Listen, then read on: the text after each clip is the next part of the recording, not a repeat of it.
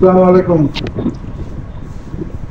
ভোটের কলাম সামগ্রিকের প্রশ্নের জন্য আমি বলবো, কালিকাপুর আব্দুল খসরু ডিগ্রি কলেজের প্রতিষ্ঠাতা জনাব সাদ্দাত হোসেন সাহেবের মোরাল এবং প্রতিষ্ঠাতার যেই দলের অনুসারী সেই দলের প্রতিষ্ঠাতা বঙ্গবন্ধু শেখ মুজিবুর রহমান মোরাল যে ভাঙা হয়েছে এটা অত্যন্ত ন্যাক্কারজনক। আমি মনে করি এই ধরনের কর্ম যারা করেছে তারা অবশ্যই সভ্য সমাজের মানুষ না, তারা যে কাজটা করেছে এটা অত্যন্ত গর্হিত কাজ করেছে।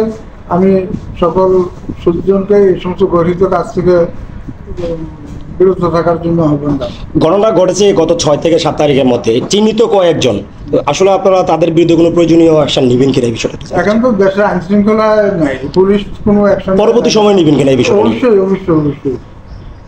অসংখ্য না হয় এখানে কারিগর কলেজের প্রতিষ্ঠাতা সাদ্দাত হোসেন সাহেব ফকির এখানের মোরাল বাংলো, এখানের ছবি নাম হইল ফকিরবাজারের প্রতিষ্ঠাতা মুজিবুর রহমান গাছ সাহেব, ওনার ছবি কি নামান হয়েছে।